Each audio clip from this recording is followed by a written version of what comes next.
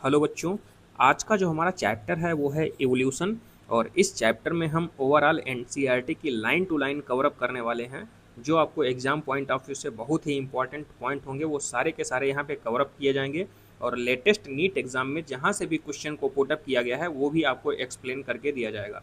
तो चलिए स्टार्ट करते हैं। सबसे पहले यहाँ पे चैप्टर का ओवरव्यू दिया गया है कि सबसे पहले क्या पढ़ेंगे, origin of life, evolution of life form A theory, जितनी भी थ्योरी इसमें आएंगी वो सारी एक्सप्लेन की जाएंगी।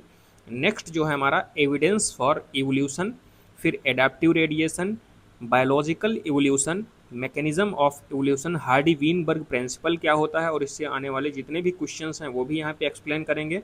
फिर ब्रीफ अकाउंट ऑफ एवोल्यूशन और लास्ट जो टॉपिक हमारा रहने वाला है वो है origin and evolution of man. तो सबसे पहले यहाँ पे कुछ जनरल पॉइंट्स लिखे हैं ऊपर, ये सारे आपको अभी इस चैप्टर के बीच में मिलेंगे, तो यहाँ पे एक बार हम बता दे रहे हैं तो याद करने में कोई प्रॉब्लम नहीं होगी। ऑरिजिन ऑफ यूनिवर्स जो हुई थी 13.8 बिलियन ईयर एगो, और जिनकी एनसीईआरटी पुरानी है उसमें 20 बिलियन ईयर एगो था, इसको करेक्ट कर लीजिए। अर्थ की ऑरिजिन जो है 4.5 बिलियन ईयर एगो, और लाइफ जो अर्थ पे आई थी वो 4 बिलियन ईयर एगो या 500 मिलियन ईयर एगो बोल सकते हैं। First non cellular form 3 billion year ago, और first cellular form of life जो आई थी वो 2 बिलियन ईयर एगो या 2000 मिलियन ईयर एगो। तो इवोल्यूशनरी बायोलॉजी के अंदर हम क्या चीज़ पढ़ते हैं, तो देखो लाइफ की ओरिजिन अर्थ पे कैसे हुई है उसकी स्टडी हम किस में करेंगे, इवोल्यूशनरी बायोलॉजी के अंदर। क्लियर। दूसरा देखो, ऑरिजिन ऑफ लाइफ से रिलेटेड कुछ यहाँ पे पॉइंट लिखा, जैसे स्टेलर डिस्टेंस जो होती है वो मेजर करते हैं जिसको लाइट ईयर के अंदर। Clear. Stellar distance are measured in light year. Basically ये स्टेलर डिस्टेंस क्या होती है, जैसे बहुत ही ज़्यादा, जैसे स्टार्स के बीच में डिस्टेंस जो होती है, मतलब कि लंबी दूरी को मेज़र करने के लिए क्या यूज करते हैं, स्टेलर डिस्टेंस। तो स्टेलर डिस्टेंस मेज़र किस में करते हैं, लाइट ईयर में। क्लियर। नेक्स्ट देखो यहाँ पे क्या कह रहा है, origin of life is considered a unique event in the history of universe. ये लाइफ की ऑरिजिन को जो बोला गया है एक यूनिक इवेंट है। क्लियर। नेक्स्ट देखो, यूनिवर्स ऑलरेडी हमने डिस्कशन कर लिया है 13.8 बिलियन ईयर एगो। नेक्स्ट यहाँ पे एक थ्योरी है हमारे पास, बिग बैंग थ्योरी। ये एक्सप्लेन करती है ऑरिजिन ऑफ यूनिवर्स को। तो बिग बैंग थ्योरी को हमने ऑलरेडी डिटेल में एक्सप्लेन कर रखा है, आप वीडियो देख सकते हैं। नेक्स्ट यहाँ पे देखो, बिग बैंग मतलब कि पार्टिकल में एक्सप्लोजन होता था, उसके बेसिस पे ह्यूज एक्सप्लोजन। अब कुछ यहाँ पे इस वाले पेज से रिलेटेड कुछ जनरल पॉइंट हैं वो यहाँ पे साइड में हमने लिख दिया है, जैसे origin of earth 4.5 billion year एगो। अर्ली एटमॉस्फेयर में ऑक्सीजन प्रेजेंट नहीं थी। क्लियर। क्या चीज़ प्रेजेंट थी, वाटर, मेथेन, अमोनिया और कार्बन डाइऑक्साइड। कोई भी ऑक्सीजन प्रेजेंस नहीं थी, तो इसीलिए क्या था, नॉन ऑक्सीडाइजिंग टाइप का atmosphere. Clear. Origin of life कब हुई, 4 बिलियन ईयर एगो, 500 मिलियन ईयर एगो। क्लियर। कुछ इससे रिलेटेड थ्योरी हैं, जैसे थ्योरी ऑफ पैनास्पर्मिया। पैनास्पर्मिया कहता है जैसे स्पोर के फॉर्म में दूसरे प्लेनेट से लाइफ एराइज हो गई, लेकिन ये थ्योरी ये नहीं डिफाइन कर पाई कि जैसे पहले प्लेनेट से लाइफ आई है स्पोर के फॉर्म में, तो उस प्लेनेट पे लाइफ कैसे आई है, इसलिए ये भी डिस्प्रूव हो गई। क्लियर। तो पैनास्पर्मिया थ्योरी क्या कहती थी, life came from the outer, मतलब कि other space as spore, spore के फॉर्म में। नेक्स्ट आई थी हमारी spontaneous generation theory. Spontaneous generation theory कहने का मतलब होता है कि मतलब कि लाइफ जो है वो डेड एंड डिकेइंग मैटर से आई है। तो इसको रिजेक्ट कर दिया लुइस पास्चर, एक साइंटिस्ट थे, और लुइस पास्चर ने बताया था केमिकल इवोल्यूशन के बारे में। क्लियर। इन्होंने प्रमोट किया केमिकल इवोल्यूशन को। देखो chemical evolution most accepted theory थी, और ओपेरिन और हेल्डन ने इसको प्रपोज किया था। ओपेरिन जनरली रसिया के साइंटिस्ट थे और हेल्डन इंग्लैंड के साइंटिस्ट थे। इनके अकॉर्डिंग क्या था, लाइफ जो है नॉन लिविंग ऑर्गेनिक मैटर से राइज हुई, लेकिन एक्सपेरिमेंटली इन्होंने प्रूफिंग नहीं की थी। तो इसके बाद एक्सपेरिमेंट किसने प्रूफ किया, स्टैनले मिलर एक साइंटिस्ट थे 1953 में, जो कि अमेरिकन साइंटिस्ट थे। इन्होंने देखो ये जो डाटा दिया गया है अभी आपको हम इस वाले डायग्राम के थ्रू बताते हैं। जैसे ये डायग्राम है, एक यहाँ पे स्मॉल ये फ्लास्क है, दूसरा लार्ज फ्लास्क है। जैसे यहाँ पे वाटर को बॉईल किया, वाटर वेपर ऊपर की तरफ गई, ये वैक्यूम पंप लगा है, यहाँ पे वाटर वेपर जो है इस वाले लार्ज वाले फ्लास्क में पहुँच गई। लार्ज वाले फ्लास्क में यहाँ पे इलेक्ट्रिसिटी है, हाई चार्ज है, हाई वोल्टेज है, यहाँ पे इलेक्ट्रिक डिस्चार्ज कराया गया, स्पार्क डिस्चार्ज कराया गया, और स्पार्क डिस्चार्ज कराया गया। यहाँ पे टेम्परेचर कितना था, 800 डिग्री सेंटीग्रेड, और इसमें जो गैसेस थी वो methane, ammonia, hydrogen and water vapour, और ऊपर हमने यहाँ पे लिखा है मेथेन, अमोनिया एंड हाइड्रोजन का जो रेशियो लिया था वो था 2:1:2 का रेशियो। क्लियर, 800 डिग्री सेंटीग्रेड पे। उसके बाद यहाँ पे जो ये जो वाटर वेपर गया था वो कंडेंस हो गया, कंडेंस होके यहाँ पे देखो ये कंडेंसर में आके यहाँ पे यू शेप की ट्यूब में कलेक्ट हो गया। तो यू शेप की ट्यूब में देखो वाटर कंटेनिंग ऑर्गेनिक कंपाउंड, जो ऑर्गेनिक कंपाउंड थे उसमें अमीनो एसिड मिले थे। क्लियर, तो यहाँ पे इन्होंने कंसीडर कर लिया कि लाइफ जो आई है वो ऑर्गेनिक नॉन मैटर से आई है, नॉन लिविंग मैटर से। क्लियर, अब देखो ये जो ऊपर की थ्योरी है वो इसी से रिलेटेड है, स्टैनले मिलर ने परफॉर्म किया था, इसीलिए बोल दिया गया मिलर्स एक्सपेरिमेंट। नेक्स्ट यहाँ पे देखो जो हमारा टॉपिक है वो है evolution of life form A theory. जितनी भी कुछ पॉइंट लिखे गए हैं उनको हम आपको बता दे रहे हैं। जैसे लिखा है कि based on the observation made during sea voyage, समुद्री यात्रा पे जब डार्विन गए थे, चार्ल्स डार्विन, तो जो शिप का यूज किया था उसका नाम था HMS बीगल। और यहाँ पे क्या देखा था, similarities to varying degree not only among themselves but also with life form that existed millions of the year ago। Clear, next जो हमारा देखो सेम जो था, according to Darwin refer ultimately and using and only to the reproductive fitness. तो Darwin के according जो fitness था उन्होंने बोला था कि reproductive fitness, those who are better fit in an environment, जो इन्वायरमेंट के अकॉर्डिंग बेटर फिट होंगे तो leave more progeny than other, वो ज़्यादा रिप्रोड्यूस करेंगे। क्लियर, ये डार्विन के अकॉर्डिंग रिप्रोडक्टिव फिटनेस थी। तो आपसे पूछा जा सकता है कि रिप्रोडक्टिव फिटनेस टर्म किसने दिया, तो चार्ल्स डार्विन थे। सेम एक दूसरे साइंटिस्ट थे अल्फ्रेड वेलेस, और ये नेचुरलिस्ट थे। ये एक आइलैंड पे गए थे, नाम था उसका मेलय आर्चिपिलेंगो, और सेम कंक्लूजन निकाल के लाए थे सेम टाइम में, जो कि डार्विन से मैच कर रहा था। क्लियर, तो देखो क्या लिखा है, all the existing life from share similarity and share common ancestors. उसके बाद यहाँ पे कुछ एविडेंस हैं, उनकी हम बात कर लेते हैं। तो देखो जैसे एम्ब्रियोलॉजिकल सपोर्ट ऑफ एवोल्यूशन, तो हमने ट्रिपल ई से बताया था, ई से है एम्ब्रियोलॉजिकल सपोर्ट ऑफ एवोल्यूशन, किसने प्रपोज किया था, तो अर्नेस्ट हेकल साइंटिस्ट थे। और इन्होंने क्या बताया था, embryonic stages common to all vertebrates that are absent in adult. जो एम्ब्रियोनिक डेवलपमेंट होता है सारे वर्टिब्रेट्स में सिमिलरिटी शो करता है, एडल्ट में वो डिफरेंट हो जाता है। क्लियर, देखो यहाँ पे क्या लिखा है, embryo of all vertebrates including human develop a row of vestigial gill slits just behind the head, but functional organ किस में होता है, केवल और केवल फिशेस में। Clear, not found in any other adult vertebrates. उसके बाद इसको डिस्प्रूव करने के लिए एक साइंटिस्ट आते हैं, उन्होंने क्या बताया थी कि एम्ब्रियो कभी पास ही नहीं करता है एडल्ट स्टेज में। क्लियर, किसने प्रूफ कर दिया, Karl Ernst von Baer scientist थे। तो एक से एम्ब्रियोलॉजिकल सपोर्ट ऑफ इवोल्यूशन, दूसरी ई से अर्नेस्ट हेकल, और तीसरी ई से अर्नेस्ट वॉन बियर, इनको डिस्प्रूव कर दिया। क्लियर, इसीलिए ये जो एम्ब्रियोलॉजिकल सपोर्ट ऑफ इवोल्यूशन है आगे चल के इसको कंसीडर नहीं किया गया।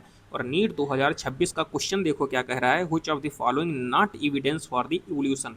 तो कौन सा इवोल्यूशन को सपोर्ट नहीं कर रहा है, क्योंकि बाद में डिस्प्रूव कर दिया गया। तो embryological support for evolution as proposed by Ernst Haeckel, ये स्टेटमेंट तो सही है लेकिन एविडेंस फॉर इवोल्यूशन को कंसीडरेबल नहीं कर रहा है। तो फर्स्ट ऑप्शन करेक्ट हो जाएगा। यहाँ पे हमने ऑलरेडी ये चीज़ें जो बताई है वो लिख रखा है, गिल स्लिट्स जो होते हैं बिहाइंड द हेड और फंक्शनल होते हैं फिशेस में, not found in any other adult vertebrates. Clear, next यहाँ पे एक डायग्रामिकल रिप्रेजेंटेशन किया गया है। देखो डायनासोर की फैमिली है यहाँ पे, ये family tree of dinosaur and their living modern day counterpart organism like crocodile and birds. तो इसको हम बता रहे हैं, आप लोग देख लीजिए एक बार। जैसे यहाँ पे ये ब्रैंकियोसोर्स, स्टैगोसोर्स, आर्कियोप्टेरिस, क्रोकोडाइल, टेरोडॉन या टेरानोडॉन और टायरेनोसोरस रेक्स होता है, और ये है ट्राइसीरेटॉप्स। तो कुछ कुछ जनरली फीचर हैं उनको हम यहाँ पे कंसीडर कर दे रहे हैं, आप लोग देख लीजिए। तो ट्राइसीरेटॉप्स में देखो हेड रीजन पे 3 हॉर्न हैं, तो 3 हॉर्न है, और ये हर्बीवोर्स था, और ये 4 पैरों पे चल रहा है, इसीलिए बोल देते हैं क्वाड्रीपेडल, 4 लेग्स। क्लियर। ये देखो इसके 2 लेग्स, 2 लेग पे चल रहा है ना, हाइंड लिंग, तो और 4 लिंग जो है वो उसके स्मॉल हैं, तो इसको बोल देते हैं बाईपेडल। याद रखना, ये कार्निवोर्स था, लार्जेस्ट लैंड प्रेडेटर्स था, और बाईपेडल है क्योंकि 2 हाइंड लेग हैं। क्लियर। और 2 4 लिम्स हैं स्मॉल। उसके बाद ये टेरानोडोन जो है फ्लाइंग रेप्टाइल है, मेम्ब्रेनस विंग्स होते हैं इसमें और टीथ नहीं प्रेजेंट होते हैं। क्रोकोडाइल के बारे में देखो, क्लोजेस्ट रिलेटिव रेप्टिलियन एंसेस्टर होता है डायनासोर का, ये closest living reptilian relative of the dinosaur. उसके बाद ये आर्कियोप्टेरिस इंपॉर्टेंट है, क्यों? इसमें देखो विंग्स जो होते हैं बर्ड के लाइक पाए जाते हैं, पक्षियों की तरह, और जो टीथ होते हैं और बोनी टेल्स ये रेप्टाइलियंस की तरह पाई जाती है। तो दोनों फीचर हैं, इसलिए इसको बोल दिया जाता है connective link between birds and reptiles. उसके बाद ये स्टेगोसोर्स जो होता है, देखो इसकी पीठ पे क्या है, बैक पे ये प्लेट्स लाइक पाए जा रहे हैं। तो हर्बीवोर्स तो है ही, लार्ज प्लेट्स ऑन बैक, और टेल में देखो ये स्पाइक प्रेजेंट है। क्लियर। तो याद रखना आपको ये ब्रैंकियोसोर्स जो है वो हर्बीवोरस भी है, और इसकी गर्दन जो है वो लंबी है, लॉन्ग नेक है। तो आपको फैमिली ट्री याद ही हो गया होगा। नेक्स्ट यहाँ पे देखो, देखो इससे इसकी ओरिजिनेशन हुई है, इससे इसकी, और ये डायरेक्ट। क्लियर। तो ये इसका फैमिली ट्री है डायनासोर का। उसके बाद यहाँ पे कुछ स्ट्रक्चर हैं जो आगे चल के कंसीडर किया गया है, और वो इम्पॉर्टेंट भी हैं, जैसे होमोलॉगस कौन सा है, एनोलॉगस कौन सा है। तो ये होमोलॉगी डाइवर्जेंट इवोल्यूशन को शो करते हैं, एनोलॉगस जो होते हैं वो कन्वर्जेंट इवोल्यूशन को शो करते हैं। तो डाइवर्जेंट एंड कन्वर्जेंट इवोल्यूशन होता क्या है, देखो अगर सिमिलर ऑरिजिन है, सेम ऑरिजिन और फंक्शन डिफरेंट शो कर रहा है, तो बोल देंगे होमोलॉगस स्ट्रक्चर है। ये सेम एनाटॉमिकल स्ट्रक्चर को शो करते हैं, और जैसे all of them have humerus radius and ulna. Similar anatomical structure मतलब देखो सारे के सारे में क्या होगा, रेडियस भी होगा, ह्यूमरस, रेडियस, अल्ना, कार्पसल्स, मेटाकार्पसल्स, पैलेंजेस, सब कुछ होगा। तो इसी को बोल दे रहे हैं सिमिलर एनाटॉमिकल स्ट्रक्चर। क्लियर। बाकी हमने बता तो दिया है, ऑरिजिन सेम फंक्शन डिफरेंट। और अभी एग्जाम्पल आपको बताएंगे हम। एनालॉगस या कन्वर्जेंट इवोल्यूशन किसको शो कर रहा है, ऑरिजिन डिफरेंट हो लेकिन फंक्शन सेम हो। तो नीट 2026 का जो क्वेश्चन है उसमें देखो यहाँ पे क्या कह रहा है, assertion 4 limb of human and bat homologous हैं। तो देखो होमोलॉगस तो हैं क्योंकि ऑरिजिन सेम है, फंक्शन डिफरेंट शो कर रहा है, तो एसर्शन सही है।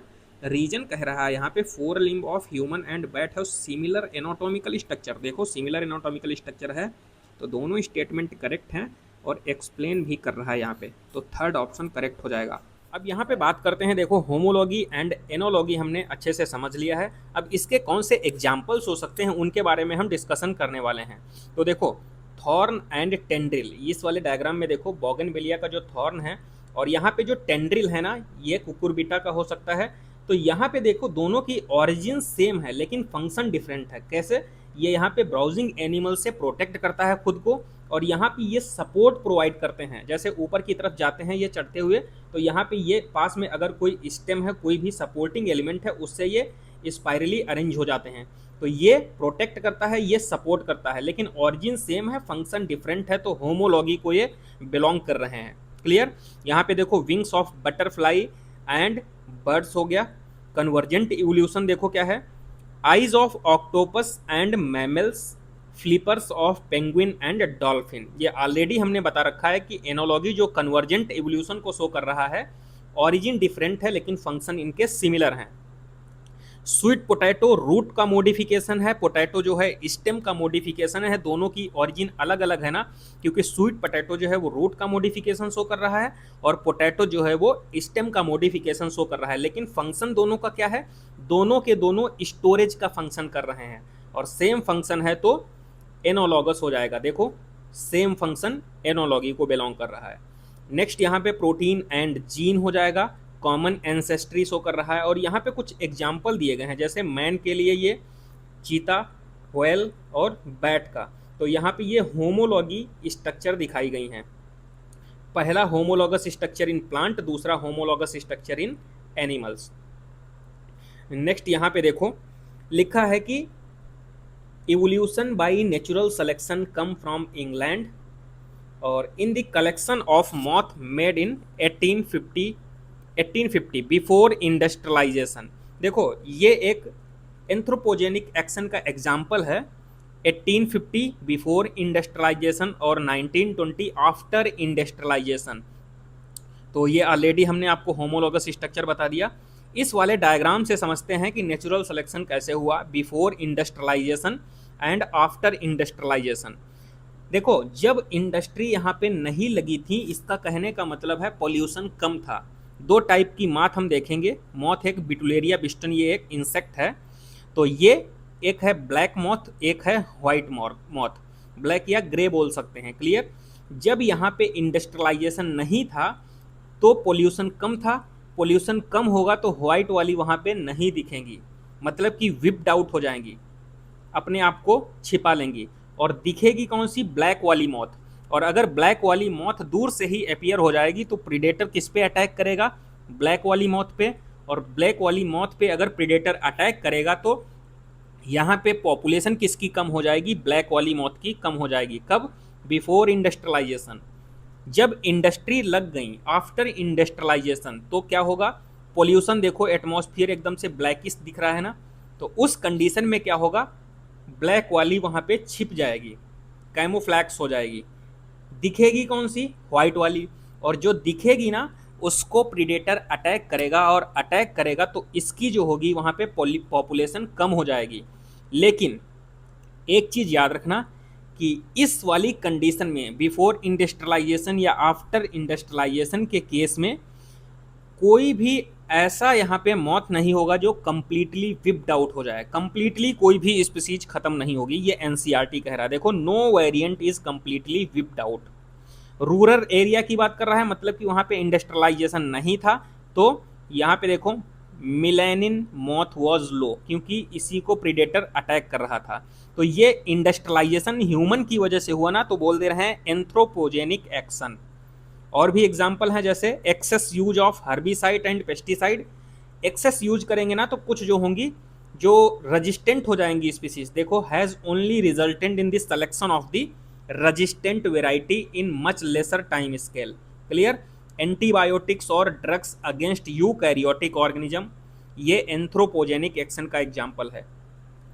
नेक्स्ट हमारा देखो कह रहा है what is adaptive radiation. Adaptive radiation हम आपको बता रहे हैं, जैसे कोई सिंगल जियोग्राफिकल रीजन है और उस सिंगल जियोग्राफिकल रीजन में एक कैरेक्टर डाइवर्सिफाई हो रहा है। जैसे देखो, single ancestral species rapidly diversify into multiple new species, इसी को बोल दे रहे हैं हम एडेप्टिव रेडिएशन। लेकिन एक ही जियोग्राफिकल रीजन में एक से ज़्यादा अगर एडेप्टिव रेडिएशन हो रहे हैं तो बोल देंगे उसको कन्वर्जेंट इवोल्यूशन। तो यहाँ पे एडेप्टिव रेडिएशन के एग्जाम्पल कैसे हैं? जैसे डार्विन फिंचेज हो गया, ऑस्ट्रेलियन मार्सुपियल हो गया, ये एडेप्टिव रेडिएशन का एग्जाम्पल है। लेकिन एक ही जियोग्राफिकल रीजन में एक से ज़्यादा अगर एडेप्टिव रेडिएशन हो रहे हैं तो बोलेंगे क्या हम? Convergent evolution. जैसे ये आप लोग देख सकते हैं, डार्विन की फिंचेज हैं, गैलापागोस आइसलैंड पे इनकी बीक में वेरिएशन दिख रहा, कुछ वेजिटेरियन थी, कुछ नॉन वेजिटेरियन टाइप की थी। देखो, original seed eating feature many other formed with alter beak arrows enabling them become insectivores and vegetarian finches. Clear?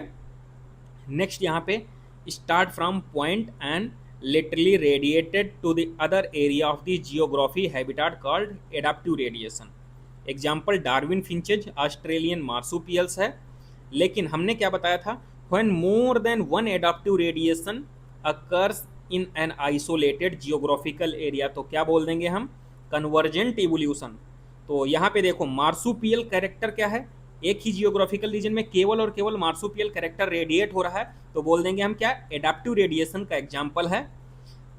Marsupial basically क्या होता है? Animal that carry its body in pocket of skin. Kangaroo को देखा होगा, जैसे ये kangaroo है, अपने बच्चे को यहाँ पे स्किन की एक पॉकेट होती है उसमें रखता है, तो यही फीचर होता है मार्सुपियल। नेक्स्ट यहाँ पे देखो, when more than one adaptive radiation occurs in an isolated geographical region, उसको बोलेंगे हम कन्वर्जेंट। तो आई होप आपको कन्वर्जेंट इवोल्यूशन और एडेप्टिव रेडिएशन में डिफरेंस अच्छे से पता चल गया होगा। जैसे अगर ये देखो प्लेसेंटल मैमल, इन्हीं की बात करते हैं तो ये एडेप्टिव रेडिएशन शो करेंगे। ऑस्ट्रेलियन मैर्सूपियल्स ये एडाप्टिव रेडिएशन शो करेंगे। अगर आपसे पूछें कि मोल और एंटीएटर किसका एग्जाम्पल है, तो एडाप्टिव रेडिएशन का एग्जाम्पल है। लेकिन मोल और मार्सुपियल मोल एक दूसरे से ये कन्वर्जेंट इवोल्यूशन शो कर रहे हैं। क्लियर? तो ये भी समझ में आ गया होगा आपको। नीचे देखो, ये ऑस्ट्रेलियन मार्सुपियल और दूसरा कौन सा है, प्लेसेंटल मैमल। नेक्स्ट यहाँ पे बायोलॉजिकल इवोल्यूशन के बारे में देखो क्या बता रहा है। एक क्वेश्चन पूछा है यहाँ पे कि adaptive radiation in placental mammal and Australian marsupial. Placental mammal और ऑस्ट्रेलियन मार्सुपियल के बीच में कैसा है बताओ। अभी हमने बताया कन्वर्जेंट इवोल्यूशन, तो कौन सा हो जाएगा यहाँ पे, fourth option correct, convergent evolution. और ये नीट 2026 का एग्जाम में आया था अभी लेटेस्ट।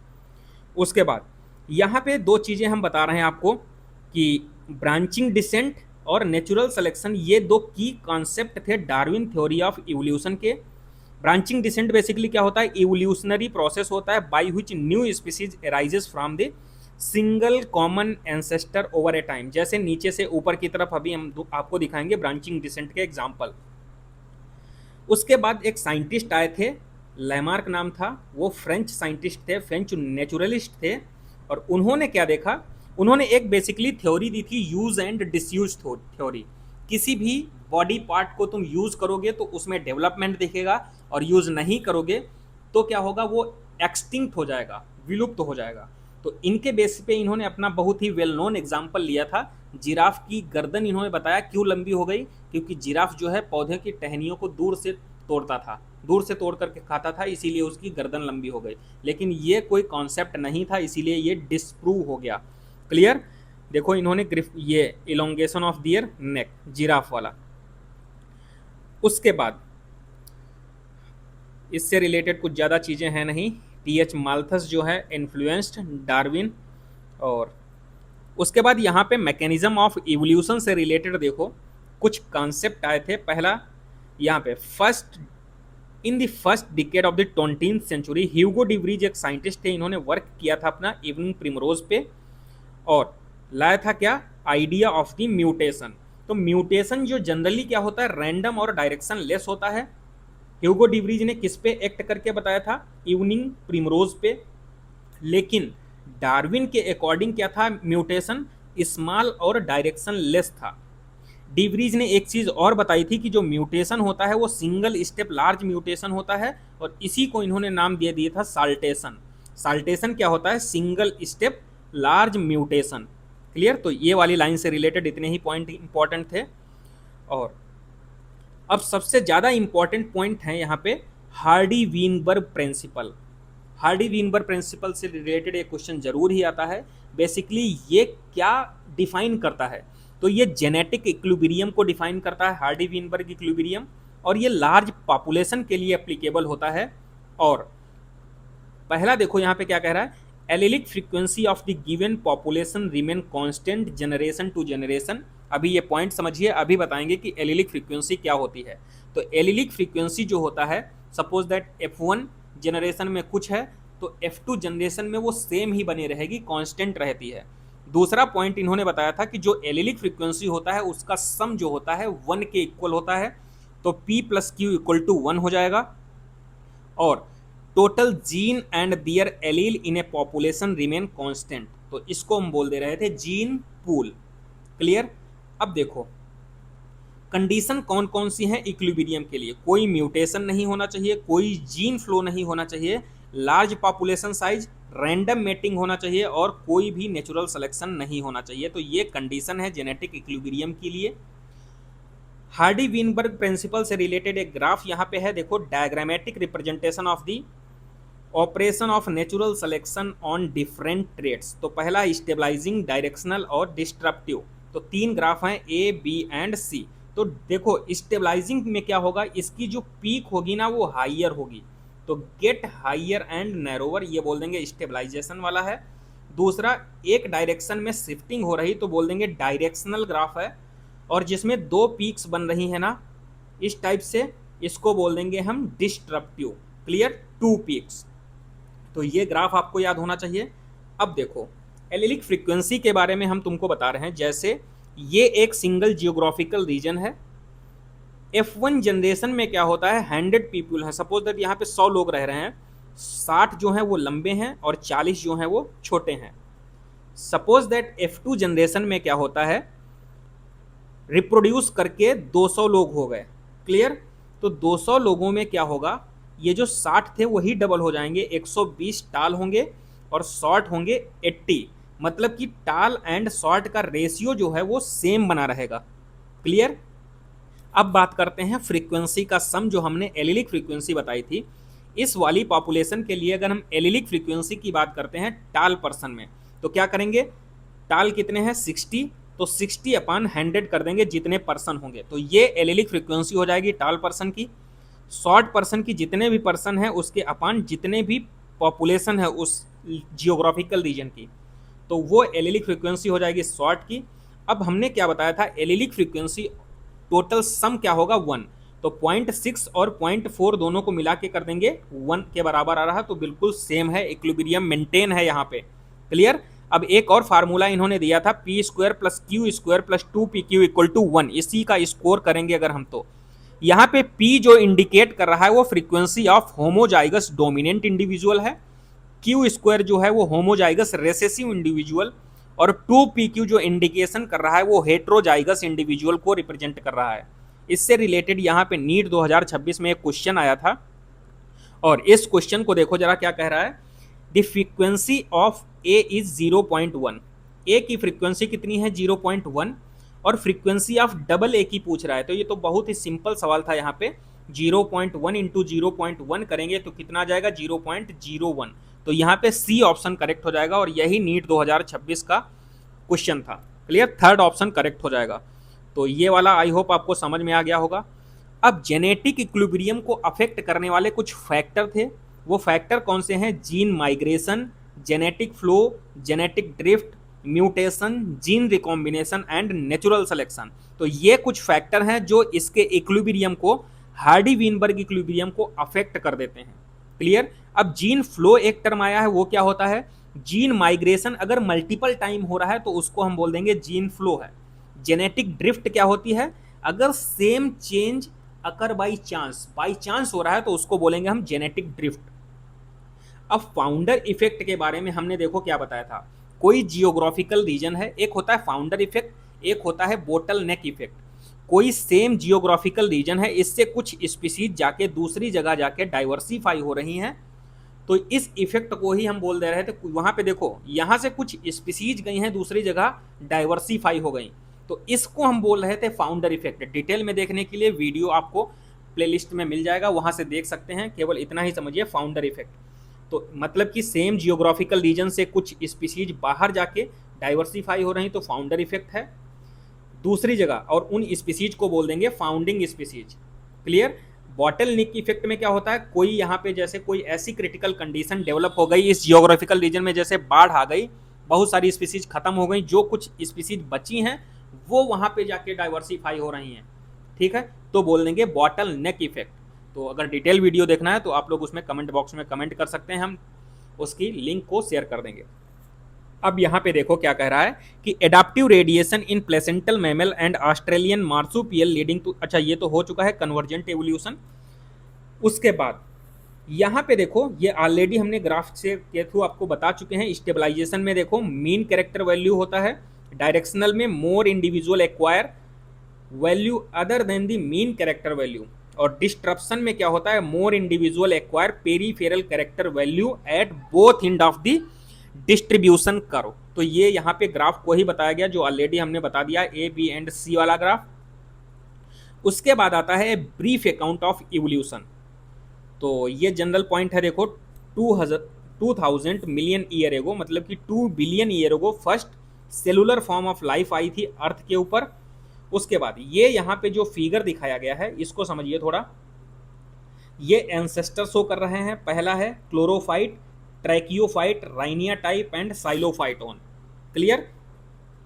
ये यहाँ पे एरा है पेलियोजोइक सबसे पहले, फिर mesozoic and then cenozoic era. अब हम बात करते हैं पीरियड की, तो ओल्डेस्ट है सिल्यूरियन, डिवोनियन पीरियड, कार्बोनीफेरस, ये पेलियोजोइक एरा के अंदर आएंगे। और उसके बाद मीसोजोइक में देखो ट्राइएसिक, जुरैसिक एंड क्रिटेशियस आएंगे। और सीनोजोइक में टर्सरी एंड क्वार्टनरी भी आएंगे, और भी होते हैं, ये जितने आपको एनसीईआरटी में लिखा है उतना ही सफिशियंट है। क्लियर। अब यहाँ पे देखो क्वेश्चन कैसे पूछता है, ये एंसेस्टर शो कर रहा है जैसे ब्रायोफाइट जो है वो किसका डायरेक्ट एंसेस्टर है। तो ब्रायोफाइट से आपको लाइन खींचना है, देखिए जरा कहाँ पे आ रहा है, क्लोरोफाइट्स। तो ब्रायोफाइट्स जो है वो क्लोरोफाइट्स का डायरेक्ट एंसेस्टर है। ठीक सेम ऐसे ही फर्न किसका डायरेक्ट एंसेस्टर है, तो वो है साइलोफाइटोन। आपको एग्जाम में इस तरीके से भी सीक्वेंसिंग पूछ सकता है, जैसे दे देगा साइलोफाइटोन, उसके बाद इससे बना है वो प्रोजिम्नोस्पर्म, फिर सीड फर्म, देन साइकैट्स। तो ये भी सीक्वेंस पूछ सकता है, तो आप लोगों को ये याद करना पड़ेगा। क्लियर। आई होप आपको ये डायग्राम अच्छे से समझ आ गया होगा। उसके बाद जो हमारा यहाँ पे देखो क्या कह रहा है, कुछ जनरल पॉइंट लिखे हैं। 500 मिलियन ईयर एगो इनवर्टिब्रेट्स आए, 350 million year ago jawless fishes, cyclostome बोलते हैं उसको, 320 मिलियन ईयर एगो सी वीड्स आए। क्लियर। ये यहीं पे आप ये चीज लिखी है। तो first organized that invade land were, वो प्लांट थे। पहले कौन सी चीज आई, वो प्लांट्स थे। क्लियर। अब 1938 में सीलोकैंथ जो लिविंग फॉसिल है, a fish in south Africa, south Africa में देखी गई। दीज एनिमल, इनको क्या बोल देंगे, लो फिन्स। ये ऐसे एम्फीबियंस थे जो पहली बार देखे गए और जो बोथ लैंड एंड वाटर, जो पानी और जमीन की सरफेस दोनों जगह पाए जाते थे। कौन से, लो फिन। उसके बाद ये यहाँ पे डायग्राम देखो, बहुत ही इंपॉर्टेंट है, इसको समझिए थोड़ा। Representative evolutionary history of vertebrate through geographical, अच्छा जियोलॉजिकल पीरियड। तो यहाँ पे जियोलॉजिकल पीरियड दिए गए हैं, Carboniferous, Permian, Triassic, Jurassic, Cretaceous, tertiary and quaternary. Clear. ये अर्ली रेप्टाइल थे, एक्सटिंक्ट हो गए। अर्ली रेप्टाइल एक्सटिंक्ट हो गए, फॉर्मेशन किसका हुआ, साइरोप्सिड एंड सिनेप्सिड का। साइरोप्सिड एंड सिनेप्सिड किससे बने हैं, अर्ली रेप्टाइल से। यहाँ पे जो सिनेप्सिड है ना, वो मैमल के एंसेस्टर हैं। देखो ये मैमल है ना, मैमल डायरेक्ट किसका एंसेस्टर है, सिनेप्सिड का। बाकी जितने हैं वो किससे बने हैं, साइरोप्सिड से। तो ये वाले फिगर से रिलेटेड इतनी ही चीजें हैं। तो यहाँ पे देखो ये अर्ली रेप्टाइल एक्सटिंक्ट हो गए, और अर्ली रेप्टाइल से किसका फॉर्मेशन हो गया, मैमल का। और बाकी जो बने हैं वो साइरोप्सिड से बने। साइरोप्सिड किसके एंसेस्टर हैं, तो रेप्टाइल, बर्ड्स, इन सब के एंसेस्टर हैं। और लेकिन पूछा जाए मैमल किसका एंसेस्टर है, तो सिनेप्सिड से। तो ये वाला डायग्राम हो गया। उसके बाद हम यहाँ पे बात कर रहे हैं, तो यहाँ पे देखो जायंट फर्म किसको बोलते हैं, टेरिडोफाइट्स को। सम ऑफ दीज लैंड रेप्टाइल्स, जो लैंड रेप्टाइल्स थे वो वाटर में चले गए और बना क्या लिए, बन क्या गए, फिशेस में, like reptile, fish like reptile. Probably 200 million year ago इनको क्या बोल दे रहे हैं, इक्थियोसोर्स। क्लियर। अब जो सबसे बड़ा डायनासोर था ना, बिगेस्ट डायनासोर, वो था टायरेनोसोरस रेक्स, जिसकी हाइट थी 20 फीट हाइट का डायनासोर। और उसके जो टीथ थे ना, डेगर लाइक टीथ, खंजर के जैसे। तो ये पूछ देता है आपसे कि फियरसम डेगर लाइक टीथ किस में पाए जा रहे थे, तो टायरेनोसोरस रेक्स में। क्लियर। और 65 मिलियन ईयर एगो ये डायनासोर जो थे वो एक्सटिंक्ट हो गए। किस पीरियड में, क्रिटेशियस पीरियड में। क्लियर। तो टायरेनोसोरस रेक्स के बारे में साइड में हमने लिख रखा है, 20 फीट हाइट थी, बिगेस्ट डायनासोर, और डेगर लाइक टीथ प्रेजेंट थे। उसके बाद यहाँ पे देखो क्या कह रहा है कि, और ये डिसअपियर क्यों हुआ, क्योंकि ये जो थे ना, नेचर के हिसाब से अपने आप को ढाल नहीं पाए, तो क्लाइमेटिक चेंज की वजह से ये सब के सब खत्म हो गए। क्लियर। यहाँ पे देखो फर्स्ट मैमल लाइक वर श्रिव। यहाँ पे ये जो श्रिव होती है, छछूंदर बोलते हैं इसको, तो ये श्रिव है, फर्स्ट मैमल है ये। स्मॉल साइज का फॉसिल था इसका, और ये विवीपैरस होती है। क्लियर। तो दियर फॉसिल वर स्मॉल साइज और विवीपैरस। एक लाइन यहाँ पे बहुत ही इंपॉर्टेंट है, उसको समझिए। कॉन्टिनेंटल ड्रिफ्ट की वजह से when South America join into the North America, तो these animals were over hidden by North America fauna. Clear. तो साउथ अमेरिका के जो एनिमल्स थे उनको खत्म कर दिया गया नॉर्थ अमेरिकन फना के द्वारा। क्लियर। वहां के जो एनिमल्स थे उनके थ्रू, due to same continental drift. Same continental drift में जैसे मैमल्स ऑफ ऑस्ट्रेलिया सर्वाइव कर गए, क्यों, क्योंकि उनके बीच में कोई भी कंपटीशन नहीं था, लेक ऑफ कंपटीशन। नेक्स्ट यहाँ पे एक पॉइंट लिखी है कि ह्यूमन का जो सक्सेस स्टोरी होने का मेन रीजन क्या है, तो लैंग्वेज कंप्रोहेंशन एंड इस सेल्फ कॉन्शियसनेस। तो याद रखना सेल्फ कॉन्शियसनेस जो है वो केवल और केवल ह्यूमन में पाई जाती है, और कॉन्शियसनेस जो फीचर है वो ऑल लिविंग एनिमल्स का है। तो ह्यूमन के सक्सेस सफलता का राज क्या है? लैंग्वेज, स्किल और सेल्फ कॉन्शियसनेस। नेक्स्ट जो हमारा लास्ट टॉपिक है वो है origin of evolution, origin and evolution of man. तो यहाँ पे देखो हम एक सीक्वेंस में बात करेंगे क्रेनियल कैपेसिटी के इंक्रीजिंग ऑर्डर में। तो सबसे पहले यहाँ पे रामापिथेकस की बात कर रहे हैं। तो रामापिथेकस जो है मैन लाइक था, और फॉसिल जो है कहाँ डिस्कवर किए गए? यूथोपिया एंड तंजानिया में। क्लियर? 15 million year ago. उसके बाद ऑस्ट्रेलोपिथेकस आया 2 मिलियन ईयर एगो, और कहाँ पे? ईस्ट अफ्रीकन ग्रासलैंड में रहा। और सबसे इंपॉर्टेंट चीज ये याद रखना है आपको कि ये शिकार करता था लेकिन उसको खाता नहीं था। हंटेड बट एट फ्रूट, फलों को खाता था, ये वेजिटेरियन था। शिकार जरूर करता था लेकिन ये फलों को खाता था। क्लियर? ऑस्ट्रेलोपिथेकस की बात कर रहे हैं। नेक्स्ट जो है हमारा वो है होमो हैबिलिस। क्रेनियल कैपेसिटी है इसकी 650 cranial capacity. First human like था और ये भी वेजिटेरियन था। होमो इरेक्टस जिसकी क्रेनियल कैपेसिटी 900, ये जो है नॉन वेजिटेरियन था, और इसकी जो डिस्कवरी की गई थी फॉसिल की वो जावा में की गई थी। उसके बाद नियंडरथल जिसकी क्रेनियल कैपेसिटी 1400 सीसी है, और ये ईस्ट एंड सेंट्रल एशिया में देखा गया 1 लाख से 40,000 ईयर बैक। ये क्या करता था? इसमें एक पॉइंट जरूर याद रखिए कि ये जो है किसी भी पर्सन के मरने पे उसको दफनाता था या जला देता था। तो क्या लिखा है? Protect their body, buried them dead. Clear? तो ये इंपॉर्टेंट है बहुत ही। उसके बाद क्रोमैग्नॉन ह्यूमन आया, क्रेनियल कैपेसिटी 1650। ये केओ पेंटिंग करता था, गुफाओं पे ये चित्रकारी करता था 18,000 ईयर एगो। क्लियर? और ये देखने को कहाँ मिली चित्रकारी हमको? भीमबेटका रॉक शेल्टर जो कि राइजन डिस्ट्रिक्ट में है, मध्य प्रदेश में।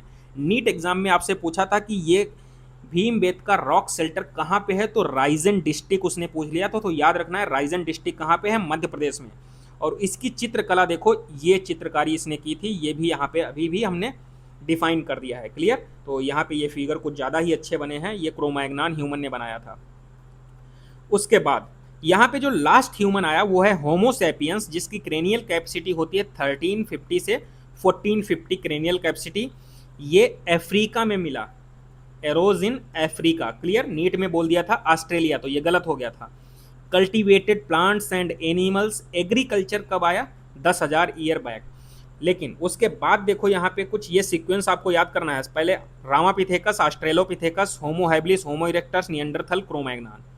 फिर यहाँ पे कुछ यहाँ पे ये डायग्राम दिया गया है। तो यहाँ पे पहला ह्यूमन का है, दूसरा ये बेबी चिंपैंजी का है, तीसरा है एडल्ट चिंपैंजी का। तो ये ह्यूमन वाला जो है, एडल्ट ह्यूमन का जो स्कल है किससे मैच कर रहा है? बेबी चिंपैंजी से या एडल्ट चिंपैंजी? तो बेबी चिंपैंजी से ज़्यादा मैच कर रहा है। वही लाइन यहाँ पे लिखी है, skull of baby chimpanzee is more like adult human skull than the adult chimpanzee. कहने का मतलब ये है बेबी चिंपैंजी का जो स्कल है वो एडल्ट ह्यूमन से ज़्यादा मैच कर रहा है। क्लियर? उसके बाद यहाँ पे देखो Neanderthal man brain size 1400 CC, ये ऑलरेडी हमने चीज़ें बता दिया है ऊपर। केव पेंटिंग देखो यहाँ पे, Bhimbetka rock shelter, Raigarh district, Madhya Pradesh में, agriculture 10,000 year back. NEET exam में एक क्वेश्चन पूछा है, देखो modern homo sapiens arise in Australia, तो ये इनकरेक्ट हो जाएगा क्योंकि अफ्रीका था, और होमोसेपियंस 75,000 से 10,000 ईयर एगो में एरोज हुआ, तो ये बिल्कुल सही है। तो पहला स्टेटमेंट इनकरेक्ट है और दूसरा स्टेटमेंट करेक्ट है, तो सेकेंड ऑप्शन करेक्ट हो जाएगा। तो यहाँ पे हमने ओवरऑल सारे एनसीईआरटी की लाइंस को एनालाइज कर दिया है। आई होप आपको वीडियो अच्छा लगा होगा, और किसी भी लाइन से रिलेटेड अगर कोई डाउट है तो कमेंट बॉक्स में ज़रूर कमेंट कीजिए, और इसी को बार बार पढ़ते रहिए। Thank you.